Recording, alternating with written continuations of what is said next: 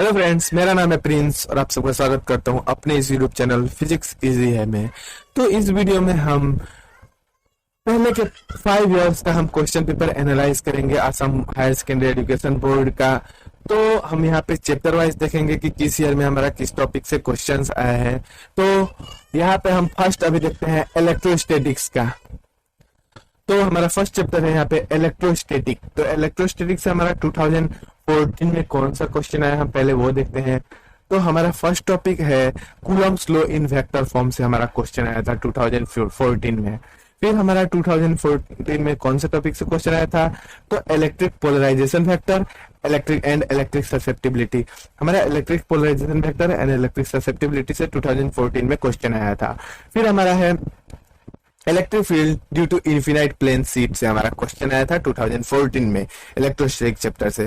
फिर हमारा फोर्थ है capacity of parallel plate capacitor. हमें पैरेलल प्लेट का कैपेसिटर का कैपेसिटी का डेरिवेशन आपको आया था। Capacity of parallel plate capacitor से हमारा क्वेश्चन आया था 2014 में। और फिर 2013 में हमारा आया था इलेक्ट्रोस्टैटिक शील्डिंग टॉपिक। उसके बाद हमारा है potential due two point charge से हमारा क्वेश्चन आया था 2013 में। फिर 2015 में हमारा आया था electric field along axial line of dipole.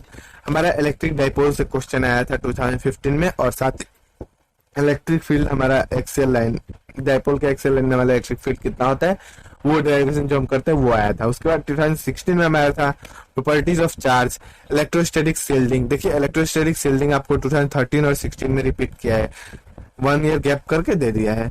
Properties of charge electrostatic shielding और डाइलेक्ट्रिक कांस्टेंट हमारा क्वेश्चन आया था 2016 में। उसके बाद देखते हैं हमारा 2017 में कौन सा क्वेश्चन आया था किस टॉपिक से। उसके बाद हमारा 2016 में ही अभी यह लास्ट टॉपिक है कैपेसिटेंस विथ डाइलेक्ट्रिक। डाइलेक्ट्रिक के साथ हमारा कैपेसिटर का कैपेसिटेंस कितना होता है वो जो डेरिवेशन है पैरेलल प्लेट कैपेसिटर स्फेरिकल और सिलिंड्रिकल, ये तीनों आप अच्छे से देख लीजिएगा। फिर 2017 में हमारा आया था principle of superposition of force. उसके बाद हमारा आया था principle of capacitor dielectric. Principle of capacitor बहुत इंपॉर्टेंट टॉपिक है, ये आपको आता रहता है, ठीक है। 2018 में हमारा आया था Coulomb's law vector form, electric field due to infinite long charged wire using Gauss theorem. Gauss theorem का यूज करके इलेक्ट्रिक फील्ड, ये ईएफ मतलब electric field due to infinite long charged wire, long charge wire के along हमारा Gauss theorem का use करके electric field intensity निकालना था। उसके बाद हमारा था 2018 में टॉपिक इलेक्ट्रोस्टैटिक से electric field along axial line of dipole. ये भी देखिए रिपीटेड क्वेश्चन है, electric field along axial line of dipole. ये भी एक इंपॉर्टेंट क्वेश्चन है, आप इसका डेरिवेशन भी अच्छी तरह से सीख लीजिएगा। उसके बाद चलते हैं अब नेक्स्ट चैप्टर पे, हमारा है वो करंट इलेक्ट्रिसिटी। तो करंट इलेक्ट्रिसिटी से हमारा फर्स्ट 2014 में जो टॉपिक था वो था ओम्स लॉ से। ओम्स लॉ से हमारा क्वेश्चन आया था। उसके बाद यहाँ पे मैं सिर्फ टॉपिक बता रहा हूँ, वो 1 मार्क का भी क्वेश्चन था, 2 मार्क का भी था, 3, 4, 5 हर एक मार्क का क्वेश्चन जो आए थे उस ईयर में मैं वो यहाँ पे बता रहा हूँ। यहाँ कोई पर्सनली 5 या 3 मार्क का नहीं बता रहा हूँ। तो ओम्स लॉ से क्वेश्चन आया था। फिर स्पेसिफिक रेजिस्टेंस से हमारा क्वेश्चन आया था। Wheatstone bridge principle, Wheatstone bridge principle ये बहुत ही इंपॉर्टेंट टॉपिक है, ये आपको रिपीट होता रहता है, तो आप लोग अच्छे से देख लीजिएगा। एक रियल बात बताऊं तो मैं जब अपना एग्जाम दिया था 2016 या 17 में, तो मैंने भी 2014, 12, 13 ये सब पेपर्स देख के गए थे। मैं सोचा था कि जो रिपीट हो रहा है वो तो रिपीट होगा ही, हमारे वेरी कुछ आएगा ही। लेकिन ऐसा हुआ कि 2012 से लेकर 2017 या 18 तक का मिला लीजिए, मैंने 2017 नहीं 19 में शायद दिया था, तो 2019 में दिया था। तो 2012 से लेकर आप 2018 तक का क्वेश्चन पेपर मिला ले फिजिक्स का, 2019 का आप डिफरेंट पाएंगे, आपको 2019 का इन सबसे मिलता जुलता नहीं पाएगा। तो ऐसा नहीं है कि हमारे रिपीट क्वेश्चन ही आता रहता है, हमें अलग से भी क्वेश्चंस दे देते हैं जो पहले नहीं आए हैं। तो इसके पे अनुसार आपको नहीं पढ़ना है, आपको और भी पढ़ना है, ठीक है। लेकिन ये एक बहुत ही इंपॉर्टेंट है, हो सकता है अगर रिपीट कर दे इन सब में से तो आप फिजिक्स में अच्छा मार्क्स उठा ले। तो प्रीवियस ईयर पेपर देखना भी बहुत ही जरूरी है। तो वेटस्टोन ब्रिज प्रिंसिपल और 2013 में फिर हमारा आया था किरचॉफ्स लॉ। किरचॉफ्स लॉ से आपको न्यूमेरिकल्स आते रहते हैं, ठीक है। न्यूमेरिकल्स इन सब का आपको प्रैक्टिस करना है, केवीएल और केसीएल का। उसके बाद मोबिलिटी ऑफ चार्ज कैरियर हमारा 2013 में आया था।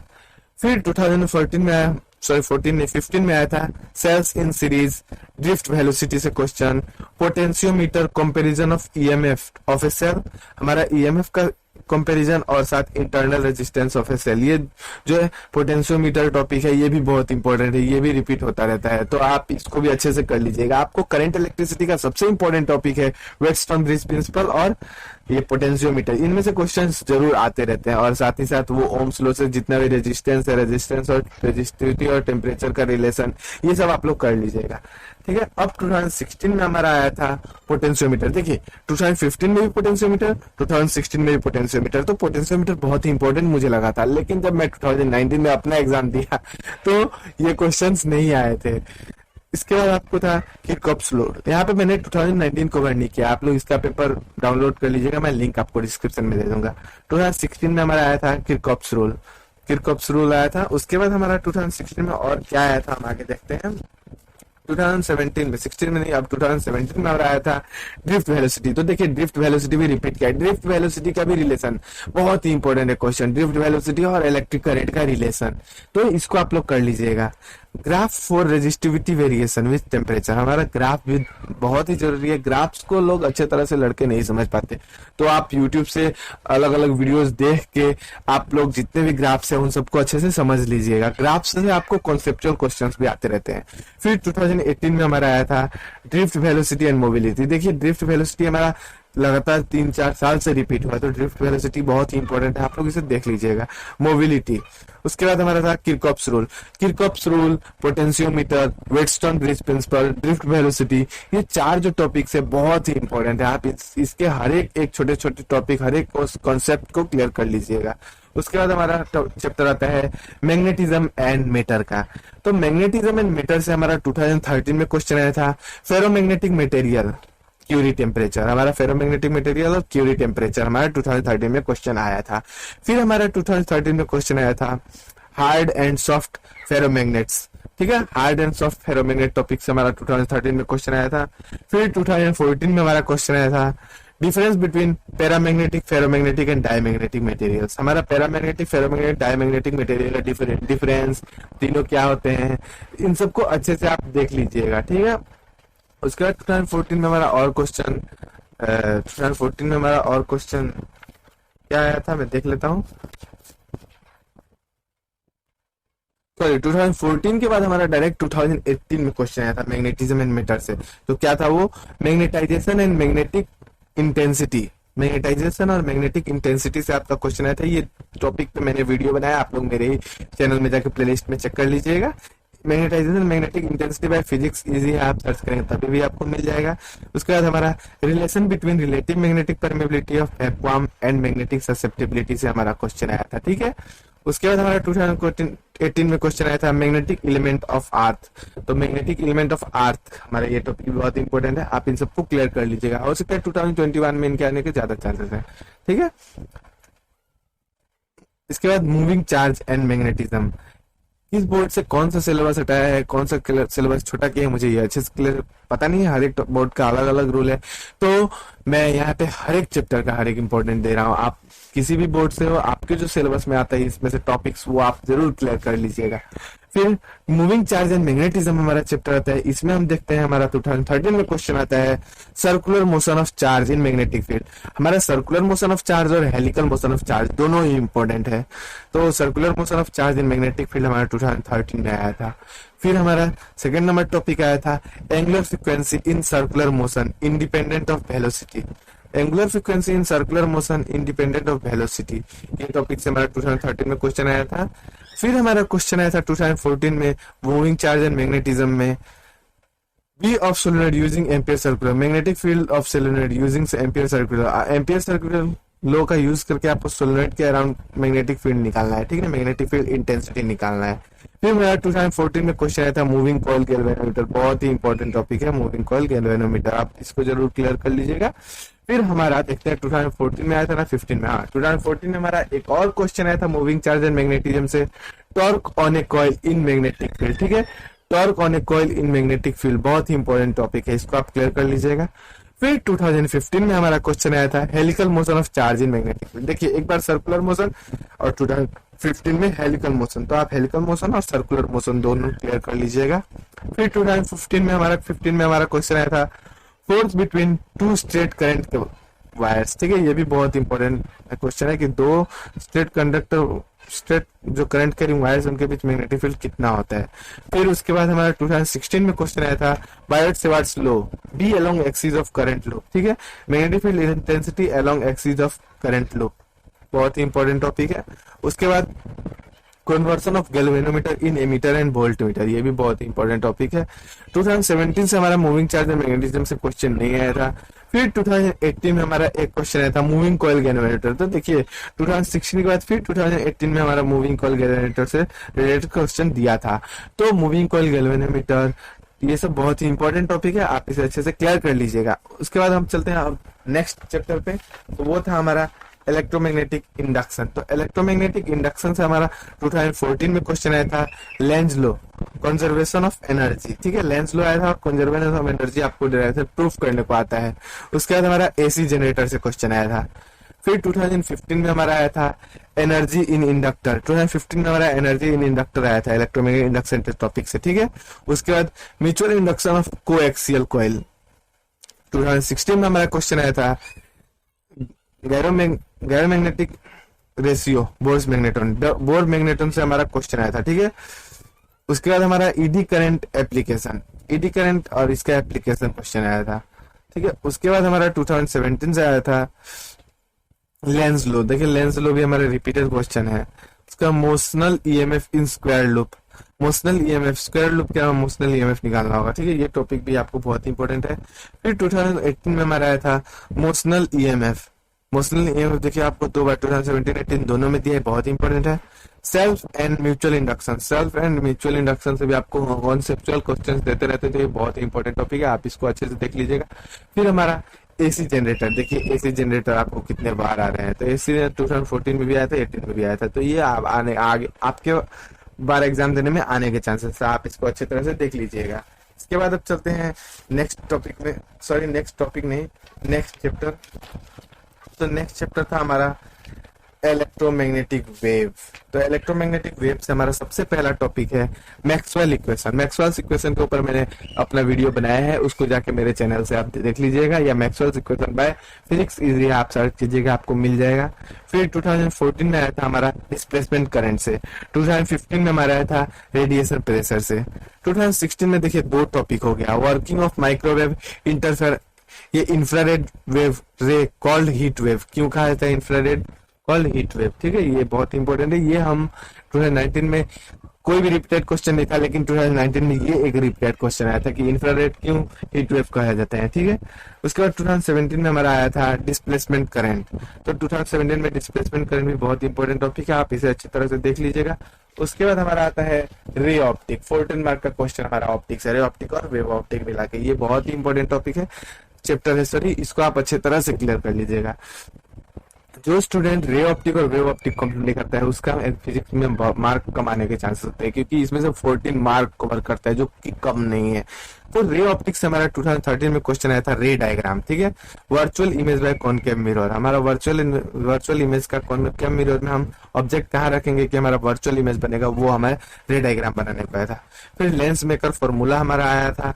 उसके बाद 2014 में हमारा क्वेश्चन आया था कॉनकेव लेंस फॉर्मूला। फिर 2014 में लेंस मेकर फॉर्मूला, देखिए 2013-14 दोनों रिपीट किया लेंस मेकर फॉर्मूला। 2015 में हमारा आया था रे diagram, compound microscope, reflecting telescope. देखिए बाद में जितना साल बीतता जा रहा है उतना क्वेश्चंस हार्ड करते जा रहे हैं। पहले इजी, इतना इजी हमको दिया था 2013 में virtual image by concave mirror, लेकिन 2006 देखिए 15 में क्या कर दिया रे डायग्राम में कंपाउंड माइक्रोस्कोप, रिफ्लेक्टिंग टेलीस्कोप। तो ये सब आप इसका भी आप अच्छे से डायग्राम याद रखिएगा। फिर इक्विवेलेंट फोकल लेंस कॉम्बिनेशन, ठीक है, इक्विवेलेंट फोकल लेंथ और lens combination, equivalent focal length और लेंस कॉम्बिनेशन हम लोग अच्छे से टॉपिक आप लोग अच्छे से देख लीजिएगा। उसके बाद 2015 में हमारा आया था कॉन्वेक्स लेंस फॉर्मूला। तो लेंस फॉर्मूला भी बहुत ही इंपॉर्टेंट टॉपिक है, आप इसे अच्छे से देख लीजिएगा। ये देखिए 2013 में भी आया, 14 में भी आया, 15 में भी आया। 2016 में आप देखते हैं हमारा क्या था, तो हमारे 2016 में एस्टिग्मेटिज्म आया था, ठीक है। उसके बाद हमारा आया था कंपाउंड माइक्रोस्कोप मैग्निफिकेशन। लगातार बोलते बोलते भी थोड़ा मुंह भी थक जाता है। ऐसा बात नहीं है कि मुंह नहीं थकता, अगर 24 घंटा हम बोलते नहीं तो क्या मुंह नहीं थकेगा? थकेगा ही। तो उसका 2016 में हमारा आया था कंपाउंड माइक्रोस्कोप। तो कंपाउंड माइक्रोस्कोप और मैग्निफिकेशन, ये बहुत इंपॉर्टेंट टॉपिक है। देखिए फिर से 2016 में हमारा लेंस मेकर फॉर्मूला, लगातार 4 सालों से हमारा है लेंस मेकर फॉर्मूला, जो कि बहुत इंपॉर्टेंट टॉपिक है। तो इन सब का आपको क्लियर कर लीजिएगा। उसके बाद आगे देखते हैं कि हमारा 2016 में और क्या आया था। तो 2016 में हमारा और नहीं आया था, 2017 में भी नहीं आया था। 2018 में हमारा आया था रे डायग्राम ऑफ कैसेग्रेन टेलीस्कोप। ठीक है, रे डायग्राम ऑफ कैसेग्रेन टेलीस्कोप हमारा आया था 2018 में। बहुत ही इंपॉर्टेंट टॉपिक है। आप रे डायग्राम टेलीस्कोप का हमारा 2019 में भी कोई क्वेश्चन आया था। 2019 का पेपर मैं आपको दे दूंगा। मैंने यहाँ पे 2019-20 का पेपर एनालाइज नहीं किया, क्योंकि ये जस्ट पास के है, ये कम आने के चांसेस है। आपको प्रीवियस ईयर 2014, 15, 16 ये सब ज्यादा आने के चांसेस है। ठीक है, तो उसके बाद अब हम देखते हैं नेक्स्ट चैप्टर हमारा वेव ऑप्टिक्स। तो वेव ऑप्टिक्स से हमारा सबसे इंपॉर्टेंट टॉपिक हाइजेंस प्रिंसिपल, देखिए 2013 में आया था। फिर 2014 में हमारा आया था डिफरेंस, इंटरफेरेंस एंड डिफ्रेक्शन के बीच, इंटरफेरेंस और डिफ्रेक्शन के बीच हमारा डिफरेंस। उसके बाद 2014 में आया था fringe with expression, fringe with निकालने का एक्सप्रेशन हमको आया था। फिर 3 हमारा आया था टॉपिक, थर्ड टॉपिक हमारा 2014 में ब्रीवस्टर्स लॉ आया था। उसके बाद 2015 में फिर आया था ब्रीवस्टर्स लॉ, तो ये रिपीट किया 14-15 में। फिर 2014 में फिर से हमारा 2014 का one difference between interference and diffraction, difference between interference and diffraction हमारा फिर से आया था 2014-15, दोनों रेगुलर आया।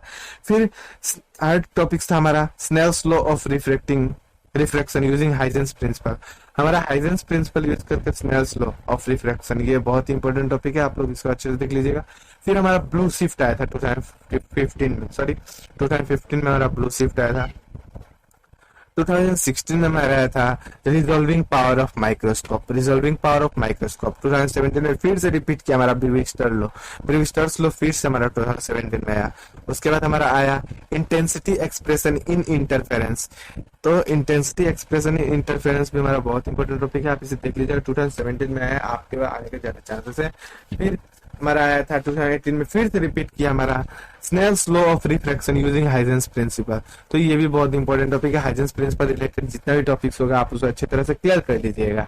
उसके बाद अब हमारा आता है next chapter dual nature of radiation and matter. ठीक है, तो dual nature of radiation and matter से हमारा 2013 में क्वेश्चन आया था photoelectric current proportional to intensity of incident radiation. ठीक है, फोटो इलेक्ट्रिक करंट जो है वो डायरेक्टली प्रोपोर्शनल होता है इंटेंसिटी ऑफ इंसिडेंट रेडिएशन, इस टॉपिक से रिलेटेड क्वेश्चन हमारा आया था।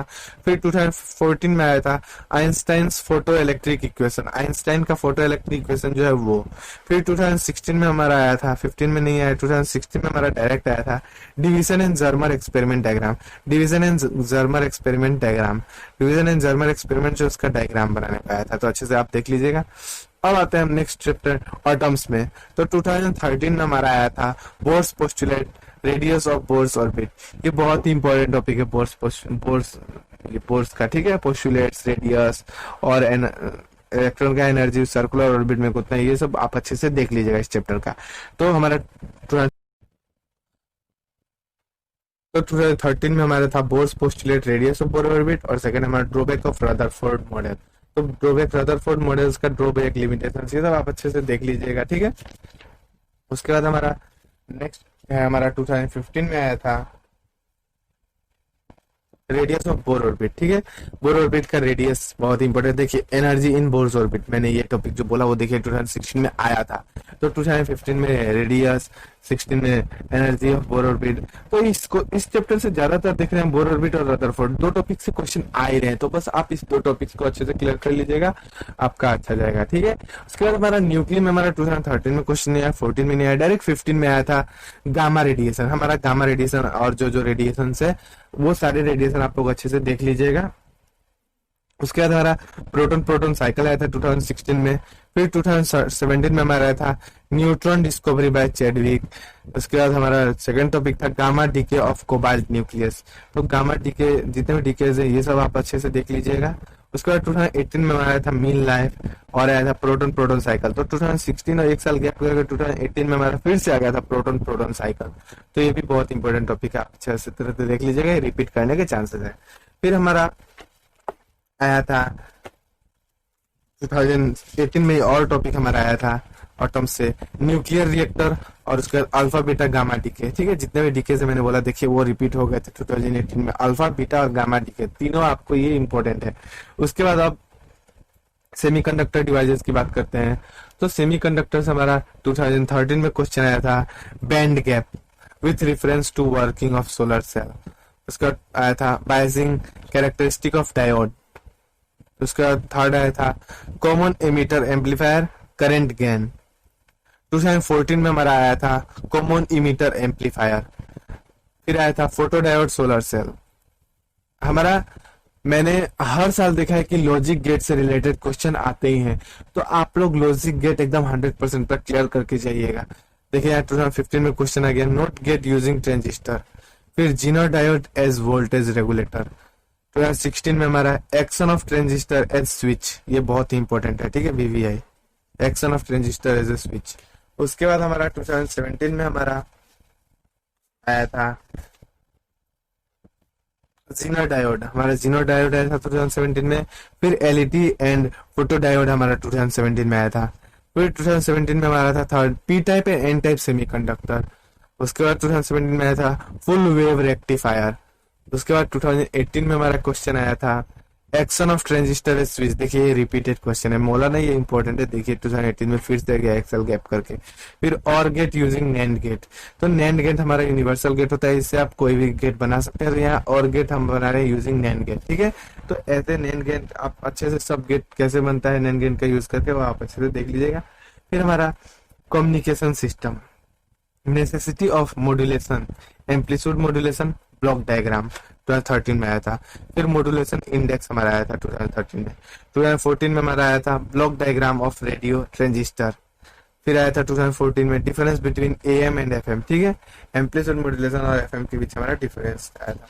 उसके बाद हमारा था डीमॉड्यूलेशन, नाइबल और necessity of satellite communication for TV signals. ठीक है, हमारा डीमॉड्यूलेशन अलग है, नेबल अलग टॉपिक है, और necessity of satellite communication for TV signal ये अलग टॉपिक है।